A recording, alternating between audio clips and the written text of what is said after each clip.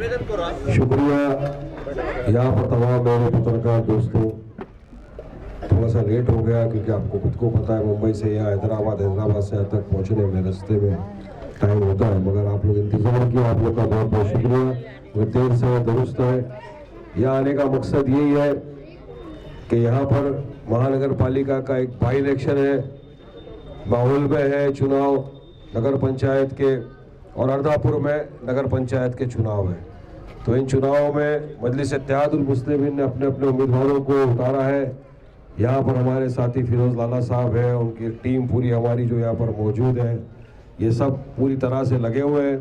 और हमको यकीन है कि इस मरतबा मजलिस इत्तेहादुल मुस्लिमीन को यहाँ से कामयाबी मिलेगी ज़रूर, क्योंकि मजलिस का काम बोलता है। हमने हमेशा कहा है our work is our identity. और आपने खुद ने देखा कि जो लोगों ने सेकुलरिज्म के नाम पर वोट लिए 2014 के असेंबली का चुनाव था, जब कांग्रेस पार्टी की बात कर रहा हूँ, हमारा वोट लिया सेकुलरिज्म के नाम पे, मगर सत्ता की इतनी लालच थी कि जाकर वो बैठ गए शिवसेना की गोद में। शिवसेना के साथ एनसीपी कांग्रेस तीनों मिलकर निकाह कर लिए, एक होकर बैठ गए। वोट हमने कांग्रेस को दिया मगर चला गया शिवसेना के अंदर। ये वही शिवसेना है। आप तमाम को पता है कि अभी हाल ही में चीफ मिनिस्टर जो है हमारे उद्धव ठाकरे साहब, उन्होंने फ्लोर ऑफ द असेंबली में खड़े रहकर कहा था कि हमको फख्र है, गर्व है कि बाबरी मस्जिद को शिवसेना ने शहीद किया। और ये नाम निहाल सेक्युलर पार्टी के जो लोग थे, समाजवादी चाहे राष्ट्रवादी चाहे कांग्रेस, इनके तमाम जो मंत्री या एमएलए थे, सब वहाँ पे बैठे रहे, खामोशी के साथ तमाशा देखते रहे। हम तो हमेशा से कहते हैं ना कि हमारी जो बाबरी मस्जिद को शहीद किया, बेड़ा गर्क करने वाला कोई और नहीं, कांग्रेस ही था। कांग्रेस के ही राज में वहाँ पर रात के अंधेरे में मूर्तियां रख दी गई। कांग्रेस के राज में नरसिम्हा राव जब सरकार थी तब हमारी बाबरी मस्जिद को शहीद कर दिया था। आज ये कांग्रेस, शिवसेना, राष्ट्रवादी महाविकास आघाड़ी खिचड़ी सरकार बना के बैठी है। मैं इनको रोटी दाल चावल की सरकार बोलता हूँ, मगर प्रॉब्लम ये रोटी ना दाल की सुनती है, दाल चावल की नहीं सुनता, चावल रोटी की नहीं सुनता, रोटी दाल की नहीं सुनता। इतना मगजमारी है। अभी हाल ही में आपने चुनाव देखा, बीच में जो आया, किस तरह से भाजपा जीत गई। कांग्रेस के कॉर्पोरेटर्स ने वोट किया है वहां पर, और हम भी इल्जाम लगाए जाते हैं कि हम बी टीम, जबकि पूरा महाराष्ट्र राज्य ने देखा बी टीम कौन है, सी टीम कौन है, डी टीम कौन है। दूसरी तरफ बीजेपी है, तड़प रही है कब मौका मिल जाए कि हम शिवसेना के साथ हाथ बटा ले, साथ में एक साथ वापिस सत्ता में आ जाए, कांग्रेस राष्ट्रवादी को टाटा बाय बाय कर दे। मगर ये सत्ता की लालच में, कुर्सी के लालच में, कुर्सी के चक्कर में अगर आप देखोगे तो नुकसान सिर्फ आम जनता का हो रहा है, राज्य की। आप तमाम ने देखा किस तरह से हमने कोरोना काल में अपने दिन निकाले, कितने लोगों की नौकरियां चले गई, व्यवसाय खत्म हो गए। इनको उसकी फिक्र नहीं है, इनको फिक्र है अपनी कुर्सी संभालने की। तो हम आए यहाँ पे, चुनाव लड़ेंगे, चुनाव की तारीख भी डिक्लेयर हो गई है, और अभी तो शुरुआत किया हमने कैंपेनिंग का। इंशाल्लाह आगे भी कैंपेनिंग जारी रहेगी। वरिष्ठ नेता आएंगे हमारी पार्टी के, सब आपके बीच में अपनी बातें रखेंगे, और हमारे उम्मीदवार इस टाइम बहुत सक्षम है, और जनता जागरूक हो चुकी है, जनता जाग चुकी है कि अब किसको वोट देना है उसको, और वो वाकई में मजलिस इत्तेहादुल मुस्लिमीन और बैरिस्टर असदुद्दीन ओवैसी का साथ देगी, और हमको यहाँ से इंशाल्लाह कामयाबी मिलेगी। मुस्लिम रिजर्वेशन के वास्ते आपकी पार्टी जो मुहिम शुरू करी, रियासत की मुहिम चलने वाली है, खाली तिरंगा रैली की बात कुछ है? देखिए, मुस्लिम रिजर्वेशन के लिए लड़ाई जो हमारी थी, अब जब 2014 में मैं और इम्तियाज जलील जीत कर आए, तब भी हम बोल रहे थे कि आप मराठाओं को रिजर्वेशन दो, हमको कोई आपत्ति नहीं है, धनगर समाज को रिजर्वेशन दो, हमको कोई आपत्ति नहीं है, जाटों को रिजर्वेशन मिला, हमको कोई आपत्ति नहीं है, मगर साथ ही साथ मुस्लिम समाज को रिजर्वेशन मिलना ही चाहिए।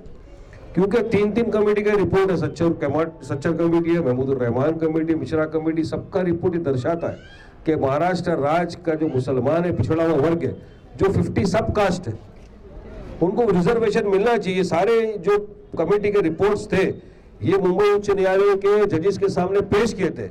जजेस ने रिपोर्टों को देखा, दोनों साइड के पक्ष को सुना, पूरी आर्ग्यूमेंट को सुना, उसके बाद में मुंबई उच्च न्यायालय ने आदेश दिया कि महाराष्ट्र में मुसलमानों को 5% रिजर्वेशन एजुकेशन में मिलना चाहिए। भाजपा की सरकार रिजर्वेशन हमको नहीं दे रही है। हमारी मांग है हमको रिजर्वेशन चाहिए। 2014 के पहले कांग्रेस सरकार जब थी सत्ता में, उन्होंने 5% एजुकेशन में 15% जॉब में दिया था, मगर कोई पुख्ता पक्का कानून नहीं बनाया। अब आप कानून नहीं बनाओगे, खाली बोल दोगे हमने रिजर्वेशन दे दिया तो पक्का नहीं हो जाता। उसके बाद बीजेपी सरकार आई, उसने रिजर्वेशन नहीं दिया, हमारी मांग तब भी नहीं थे। हर बार हमारे पास तो वीडियो तो झूठ नहीं बोलते, असेंबली के वीडियोस है, पेपर प्रिंट मीडिया झूठ नहीं बोलता। हमने हर जगह पर, हर शोबे में, मैंने और इम्तियाज जलील ने हर तरफ ये बात रखी कि महाराष्ट्र के मुसलमानों को रिजर्वेशन मिलना ही चाहिए और 5% एजुकेशन में रिजर्वेशन देना चाहिए। जिसके लिए भी आपने देखा कि हमने 11 तारीख को मुंबई में तिरंगा रैली निकाला, चलो मुंबई के नाम से। ये मुस्लिम आरक्षण के लिए था। सारे लोग इकट्ठा हुए, हजारों की संख्या के अंदर गाड़ियों में लोग आए, औरंगाबाद से निकल के आए। मुंबई में चांदीवली में हमने एक सभा की बड़ी, जिस सभा को संबोधित हमारे पार्टी के अध्यक्ष जनाब बैरिस्टर असदुद्दीन ओवैसी साहब ने किया। एक सक्सेसफुल रैली रही, पीसफुल रैली हमने की, प्यार मोहब्बत से हमने हमारी बात रखी लोगों के सामने। हम ये दिखाना चाहते हैं सरकार को कि जागो। हम ये दिखाना चाहते हैं आज जो मुसलमान मंत्री सत्ता में आ गए, जो 14 में, 15 में, 16 में चिल्लाते थे ऑपोजिशन पे रिजर्वेशन दो, रिजर्वेशन दो, और आज जब आप सत्ता में हो तो आप क्यों खामोश हो? क्यों आप रिजर्वेशन नहीं मांगते? मतलब आपका इंटेंशन मुसलमानों को रिजर्वेशन देना नहीं था, आपका इंटेंशन था सिर्फ सत्ता की कुर्सी हासिल करना। आप बताइए ना, आपका स्टैंड क्या है? अभी हमारे महाराष्ट्र के सदर जो थे इम्तियाज साहब MP, उन्होंने तो ये भी कहा कि अगर ये विंटर का सदन आ रहा है नागपुर में या मुंबई में करेंगे, अगर हमको महाविकास आघाड़ी 5% रिजर्वेशन दे देती है एजुकेशन में, तो हम मुंबई म्युनिसिपल कॉर्पोरेशन का चुनाव नहीं लड़ेंगे। उन्होंने कहा है दे दीजिए रिजर्वेशन, कि हम तो लोगों के हित के लिए बात कर रहे हैं। तो रिजर्वेशन पे हमारा जो ये है बिल्कुल क्लियर है कि हमको मुसलमानों को 5% रिजर्वेशन एजुकेशन में मिलना ही चाहिए। और जब तक हमारी ये मांग पूरी नहीं होगी, जब तक हमको रिजर्वेशन नहीं मिलेगा, हम हमारा एहतजाज जारी रखेंगे। पूरे महाराष्ट्र के अंदर हम एहतजाज करते रहेंगे, हम रुकने वाले नहीं है इसमें। तो अभी आप माहौल और दुर्गापुर के लिए आए हैं, नांदेड़ का एक उपचुनाव, तो उसके साथ में अभी नायगांव में आपका एक भी उम्मीदवार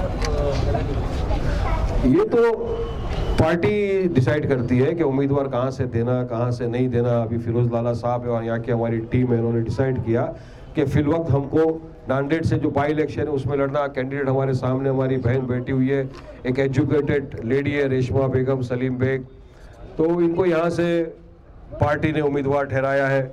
और 7 जो महानगर पंचायत का चुनाव है अर्दापुर में, वहाँ से भी हम लड़ रहे हैं 7 सीटों पर। 3 सीटों पर माहौल से भी हम लड़ रहे हैं, फिलहाल 6 सीटों पर लड़ रहे हैं माहौल से हम लोग। तो ये एक मैसेज है, देखिए नगर पालिका, महापंचायत, ये चुनाव ही आगे बढ़ के असेंबली में कन्वर्ट होते, ये चुनाव से आगे MP बनते। अर्दापुर में अशोक चव्हाण ने 3 MLA, एक सभापति और एक उपमहापौर उनको वहाँ पे बिठा के रखा 1 महीने से। क्या फर्क पड़ता है? आपका डर है? कोई फर्क नहीं पड़ता। 3 बिठा दो, 30 बिठा दो, मजलिस का एक MLA काफी है, वो भी एक्स MLA भी काफी है। हम कोई डरते नहीं अशोक चव्हाण से। सब आदर्श ही आदर्श है ना, क्या डरना सर? लेकिन आदर्श है ना, आदर्श भूल गए क्या?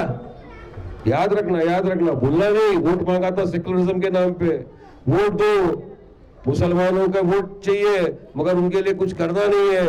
वोट लिया सेकुलरिज्म के नाम पे मुसलमानों का, आज जाके कहां बैठ गए? शिवसेना की गोद में। 2014 में तो गालियां बक रहे थे सेना को। कैंपेन में आप देखिए, मैं तो नहीं बोल रहा हूं, कैंपेन के वीडियोस तो आपके पास है, गालियां बक बक के वोट लिया है, सेना ऐसी, सेना वैसी। अब जाके सेना सबसे अच्छी हो गई इनके लिए। मगर ये जो है, ये प्यार मोहब्बत नहीं है, ये सिर्फ समझौता है, कुछ नहीं होने वाला है इसके अंदर आगे। अशोक चव्हाण ने आज अर्दापुर में कहा है कि भाजपा सरकार को पूरा आरक्षण ही बंद करवाना है, इसलिए आज का ओबीसी आरक्षण आगे ये रिजल्ट नहीं लगता है। अशोक चव्हाण साहब 2014 के पहले सत्ता में थे, कांग्रेस की सरकार थी, कमिटीज के रिपोर्ट थे, फिर क्यों अशोक चव्हाण के वक्त पे कांग्रेस की सरकार ने रिजर्वेशन जब दिया तो उसको पक्का GR निकाल के लॉ नहीं बनाया? क्यों नहीं बनाया? जरा सवाल करना पड़ेगा ना उनसे भी। नहीं, उन्होंने भाजपा पे आरोप किया कि आप भी भाजपा को वही कहना चाहिए, भाजपा पूरा आरक्षण कैंसिल करवाना चाहती है और समाज का देखिए, भाजपा और ये कांग्रेस एक ही सिक्के के दो कॉइन है, लेकिन सर वो दो कोई फर्क नहीं। एक खुला हुआ दुश्मन है, दूसरा पीछे से वार करता है, फर्क कोई नहीं है। आप पूछिए। कांग्रेस और बीजेपी एक दूसरे को एमआईएम को तो बी टीम समझती है एमआईएम। अरे भाई, हमको समझते हैं बी टीम ए से लेकर जेड टीम समझ लो, हमको कोई फर्क नहीं पड़ता है। हम लोग जहां जहां पे नहीं लड़े वहां कांग्रेस हार गई, क्यों? अब महाराष्ट्र के अंदर हम तो एक ही जगह पे लड़े ना चुनाव। एमपी का जब इलेक्शन आया था इम्तियाज अकेला लड़े, जीत गए। ये लोग अगर इन पे ताकत नहीं है भाजपा को हराने की तो पूरा टेकरा हमारे सर पे डाल देते। आज देश भर में यही चल रहा है, जहां हम लोग चुनाव लड़ने जाते हैं हम बी टीम में सी टीम में। अरे भाई, आप देख लीजिए हम कहाँ कहाँ लड़े। तुम में ताकत नहीं है, यूपी में हालत तुम्हारा है नहीं। यूपी में तो राहुल गांधी को लोग जानते नहीं है अभी। महाराष्ट्र के अंदर क्या है तुम्हारा, चलिए बताइए। अभी कुछ नहीं होने वाला यहाँ पे। महाराष्ट्र में आपकी जरूरत नहीं है सरकार को, आप तो 3rd नंबर के ऊपर चल रहे हो। तो ये जो बोलना कि हम बी टीम है, अब दिगलूर के अंदर आपने देखा नहीं क्या बीच में जब ये इलेक्शन आए कैसा बीजेपी के एमएलसी बन गए। सर आपने क्यों नहीं लड़े देगलूर के अंदर? मजलिस ने क्यों नहीं लड़े? देखिए, मजलिस की कुछ अपनी अपनी चीजें रहती है कि हर बार नहीं लड़े तब भी क्या हो गया रिजल्ट, बीजेपी जीत गई। कांग्रेस किसकी वजह से? आपने क्यों नहीं लड़े? आप भी लड़ा। अब पार्टी फैसला करती है कब लड़ना कब नहीं लड़ना, कहाँ से लड़ना कहाँ से नहीं लड़ना। मेरा इंडिविजुअल का तो नहीं डिसीजन होता है, पार्टी ने डिसाइड किया आगे लड़ेंगे। आप पूरे देश में लड़ रहे हैं। लोगों में भी यहाँ की ऐसी चर्चा है कि मजलिस के जो जिम्मेदार है बड़े आला अधिकारी, वो जो है तो खाली है इलेक्शन के टाइम पे आते, जैसा आप आज आए। इससे पहले क्यों नहीं चक्कर लगाए? नहीं, इससे पहले भी आए थे ना। 2014 को तो चुनाव हम लोग खुद लड़ रहे थे यहाँ पे। उसके बाद में आए, लॉकडाउन चला जब मजलिस की पूरी टीम यहाँ पे काम कर रही थी, आपके सबके सामने मालूम है। साबिर चौस पूरे के पूरे लोग काम कर रहे थे यहाँ पे। क्यों नहीं काम कर रहे थे? मजलिस का हर एक कार्यकर्ता काम करता ही है। मजलिस का काम ही है उसकी पहचान। काम नहीं करेंगे बाहर जाएंगे, काम करते हैं हम लोग। आप ये नहीं बोल सकते मजलिस ने काम नहीं किया। और लॉकडाउन था, लॉकडाउन के पीरियड में अगर मैं आऊंगा भीड़ इकट्ठा करूंगा तो फिर केस कर देंगे मेरे ऊपर। सर, वंचित बहुजन आघाड़ी के जो कौमी सदर है प्रकाश आंबेडकर ने स्टेटमेंट दी है कि शिवसेना के साथ इलेक्शन लड़ेंगे लेकिन एमआईएम के साथ नहीं। उसकी क्या वजह हो सकती है? देखिए, उनका निजी व्यक्तित्व है, वो जो चाहे कर सकते। संविधान है, डेमोक्रेसी है, उनको जिसके साथ चुनाव लड़ना है लड़े, जिसके साथ नहीं लड़ना है नहीं लड़े। हम भी जिसके साथ लड़ना चाहेंगे लड़ेंगे, जिसके साथ नहीं लड़ना चाहेंगे नहीं लड़ेंगे। अपना अपना अधिकार है। सर, बड़ा वही छोटा वही का चक्कर चला था, अचानक क्या हो गया जो शिवसेना के साथ जाने के लिए तैयार हो गए? होता है कभी कभी, छोटे भाई बड़े भाई के अंदर थोड़ा सा अनुभव होता है। आपके भी आपके भाई से कभी होता होगा, मगर कुछ होता है। आने वाले झड़पी इलेक्शन में, झड़पी पंचायत समिति इलेक्शन में किसी के साथ गठबंधन तय है? अभी तक इसके बारे में कोई चर्चा हो रही है, लेकिन जब भी गठबंधन कुछ करेंगे आपको सबसे पहले इन्फॉर्म कर दिया गया। पहली बार महापालिका में आपने चुनाव लड़ा था, उसमें 13 जो सदस्य चुन के आए थे। उसके बाद वो अभी कांग्रेस में चले गए। यहाँ भी अभी अर्दापुर में चुन के आएंगे, बाद में फिर वैसे ही होगा, ऐसा नहीं लग रहा? अरे वो जो गए जाने दो, किसको पकड़ के रोको। इसका थोड़ा ये करना पड़ेगा आपको। आने वाले को आना है, जाने वाले को जाना है। दुनिया आने जाने का नाम है। 11 थे गए, लेकिन अभी हमको यकीन है कोई नहीं जाएगा, बल्कि लोग आ रहे हैं।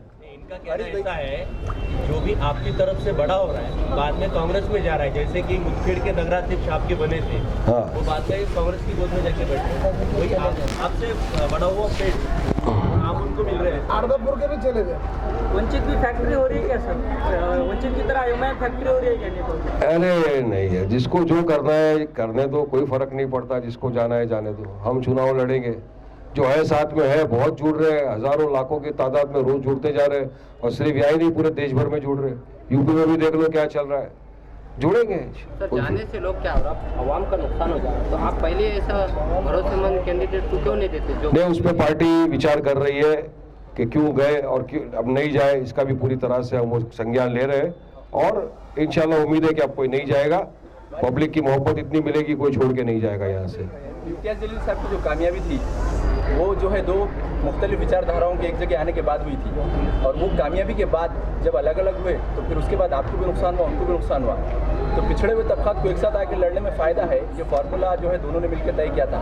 फिर बाद में उसको छोड़ दिए तो अब सेकुलर जहन वाले लोगों के जहन में ये बात आ रही कि भाई बीजेपी को रोकना है, तो उसका नुकसान दोनों को भी हो रहा। तो इस पर गौर कर रही कि नहीं पॉलिटिकल पार्टी? नहीं, सब गौर कर रहे हैं। और मैं जो लड़ा था तो मैं किसी के साथ गठबंधन में नहीं था, मैं अकेला था और मेरे खिलाफ पूरे के पूरे लग गए थे। सेना, भाजपा, गावली सब मेरे खिलाफ लग गए थे, मगर फिर भी मैं सेकंड पोजीशन पे आया। पहले से 10,000 वोट ज्यादा लेके मैं बैठा हुआ हूँ। पर कोई बात नहीं, हार जीत क्या है, जिंदगी की यही रीत है, हार के बाद जीत है। सर आप जो है बड़े बड़े चैनलों पे डिबेट में जाते हैं, जी। लोगों का मानना है खुसूसन मुसलमानों का कि गोदी मीडिया है, तो गोदी मीडिया जो है बाइकाट की मुहिम चलाए उलमा किराम ने, आप फिर भी जाते हैं। अब वहाँ पे जाने के बाद ये देखने में आता कि इंसल्ट होती है और आपके टारगेट से पूरी मुस्लिम कौम को इंसल्ट किया जाता सर, तो आप के जहन में नहीं आता कि बात की भाई देखिए, मीडिया में हम जाते हैं, नेशनल स्पोक्स पर्सन है पार्टी के, तो एक मैं हूँ, असीम वकार साहब है, हम हमारी पार्टी की बात रखने जाते हैं ना। एग्री टू डिसएग्री, डिसेंट जो हो, हम हमारी बात तो रखेंगे ना, खाली सुन के तो नहीं लेंगे किसी का। पॉलिटिकल पार्टी है, पॉलिटिक्स में है हम लोग, हमारी बात रखते हैं, हमारा तर्क रखते हैं। हमारा जो बैरिस्टर साहब एक ट्वीट कर देते हैं, वो डिबेट तो उसी पे होता है ना, एक ट्वीट पे डिबेट शुरू हो जाता है। तो डिबेट पे हम जाते हैं, अपनी बात रखते हैं, डिफेंड करते हैं, सामने वाला इल्जाम लगाता है, हमारी बात करते हैं, आंखों में आंखें डाल के बात करना हमारा ये, हम पीछे छुप के नहीं बैठ जाते। क्यों हम उनके एजेंडा को बढ़ने दें, हम बराबर टक्कर लेने में मानते हैं। लड़ना चाहिए ना, चुपचाप किसी का इल्जाम तो नहीं सहेंगे, लड़ते अपनी बात रखते, बराबरी से अपनी बात रखते, हर शोबे पे अपनी बात रखते हैं। ऐसा किसी के बोलने से डर जाएंगे तो खत्म हो जाएगा। हम तो पॉलिटिकल पार्टी, हम अपना काम रखते हैं। एक एनालिसिस है सर कि मुसलमान जो है अभी फिलहाल के दौर में सिर्फ बीजेपी को रोकने के लिए वोट दे रहा है, बाकी उसको जो है कोई मसाइल से वास्ता नहीं है, ऐसा एक परसेप्शन बना सर। आप इसे इंकार करें या फिर मुत्तफिक रहे, मगर ये परसेप्शन तैयार हुआ, उसका खामियाजा भी मुझे लगता है आपको भुगतना पड़ रहा है। देखिए, मुसलमानों को तो बेचारों को 75 साल से मुख्तलिफ कथाकथित सेक्युलर पार्टियों ने सिर्फ वोट के लिए इस्तेमाल किया, दरी बिछाने वालों को बना दिया, बेचारों को गुलामी करवाई उनसे। लेकिन आज का मुसलमान जागरूक हो चुका है, वो भी चाहता है डेमोक्रेसी में उसका भी पॉलिटिकल एम्पावरमेंट हो, हिस्सेदारी मिले उसको सियासत में, हिस्सेदारी की लड़ाई है। मुसलमान चाहता है कि मेरा भी पॉलिटिकल एम्पावरमेंट हो, मुझे रिजर्वेशन मिले, आने वाली नस्ल अच्छी हो, हमारा भी उद्धार हो, डेवलपमेंट हो, विकास हो। तो आज का मुसलमान हर चीज़ देखता है और उसको लग रहा है कि बिल्कुल ये विकल्प है मजलिस इत्तेहादुल मुस्लिमीन, तो मुसलमान उसके साथ जरूर आएगा। शुक्रिया सर।